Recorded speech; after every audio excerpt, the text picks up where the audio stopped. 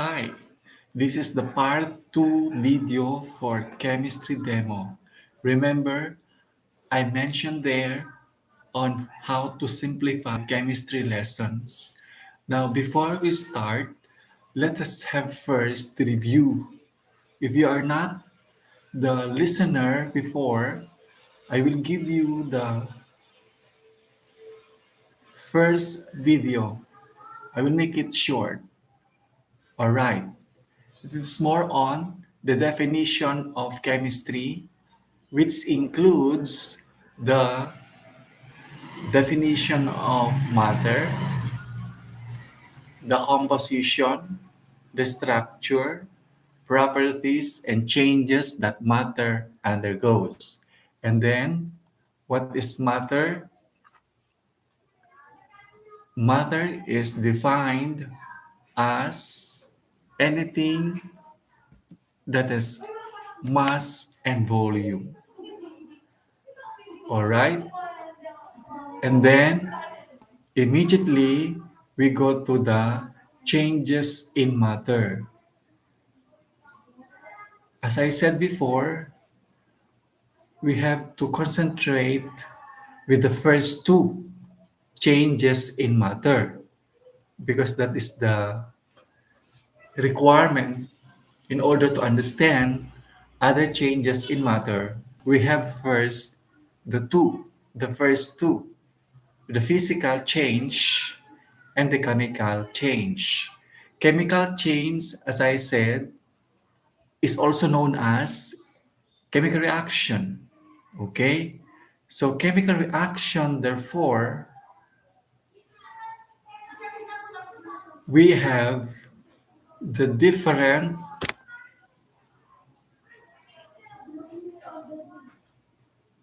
types of chemical reactions. By the way, these are just the basic types of chemical reactions. We will not go beyond. Okay, let's go to the second changes. I mean the physical change. Let's go to physical change involves the change in physical property because it does not alter the composition. But if you're going to alter or change the composition, the structure of matter, and yields a new product, that is already chemical change. A chemical change can be expressed using what we call chemical equations. The examples I gave you last time is we have rusting of iron. The third one is rusting of iron. Now, chemical equation is simply following the addition of numbers. But this time, it is more on elements or substances. Rusting of iron. What elements are present in this process and this chemical change? Rusting of iron. What chemical is present in iron? So if you use the periodic table, okay, if you use the periodic table, you will notice that iron is present there, Fe. So that's why the symbol for iron is Fe, capital F, small e, plus oxygen. Oxygen is present in the atmosphere. So we have FeO. What is FeO? Actually, F plus O is the reactants. No, FeO, I mean, Fe is the iron, O is oxygen. These are reactants. Sorry. Iron and oxygen are reactants. This one. FeO are so the combination of addition of iron and oxygen will yield FeO. These are the reactants and the product is FeO. So let's take periodic table first. How did you know that that is the elements?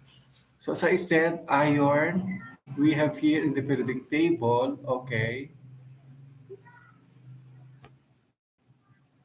yeah, Fe is under number 8, 8 group, this one. and then plus oxygen. Now, how did you get FeO? Or is this the correct formula or correct product? Remember, these are the reactants and the product.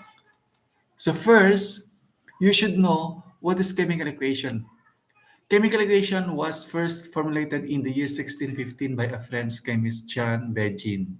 A chemical equation is nothing but a written representation using numbers and symbols of the process that occurs during a chemical reaction. Example of chemical reaction, photosynthesis. I'm giving practical examples that are happening around in your daily routine. Photosynthesis is the process in plants and certain other organisms that uses the energy from the sun to convert carbon dioxide and water into glucose and oxygen. So CO2 plus H2O. These are this is your coefficient, that is the subscript, coefficient, subscript coefficient. So molecules of carbon dioxide plus 6 molecules of water yields 1 molecule of glucose and 6 molecules of oxygen. How do they do that? Okay, first rule, write the correct symbol of each element. The metal, the first element, which is called metal or positive element, followed by the negative or the non-metal. And then you look for the oxidation number using the periodic table. Using the periodic table or the families of the elements that will give you the oxidation number. And then use crisscross method or exchanging of oxidation number. You predict the product and balance the equation. For example, what is the formula of calcium nitride? Calcium is an element there, belongs to family 2B. Is that 2B? No, 2A. So 2A. So it has positive 2. Remember, it's metal, so positive. Nitride is a radical, an ion, so negative 3. Sometimes anions are listed below or at the back of the periodic table. So you have, then you use the crisscross. Kung meron ka ng oxidation number calcium and nitride, you now follow the crisscross method. The calcium becomes 3, nitrogen becomes 2. Now the formula is calcium. Okay? What else are we going to show to you? These are an examples of chemical equations. Examples that are occurring or happening around us. Another example, practical examples. Rainy seasons, right? Sometimes the ground, okay, absorb the heat of the sun. Then suddenly it rains. What happens to the ground? It will evolve the heat energy which cools down after some times because of the water. Is that physical change or chemical change? Physical change because it is only what? The cooling effect of the water. The hot temperature of the ground changed to cooling effect of the rainwater so that the ground becomes cool. Okay? Or wet. Something like that. Another, you're you're familiar with dyeing. You coloring. Okay? You made a color there. Hair dye, for example. That is a chemical reaction. Painting is another example of chemical reaction. So these are all chemical reactions that can be represented by chemical equations. If you know the elements present there and you add something, more or less, the atmosphere consisting of different gases or elements: carbon, hydrogen, oxygen, nitrogen, sulfur, nitrogen, I mentioned already.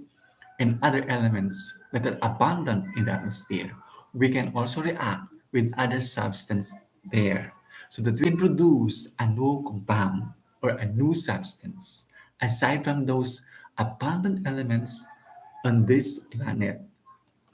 So later on, we will take the different abundant elements so that we can react or add to some materials or some substances which are naturally occurred in the production of a new compound.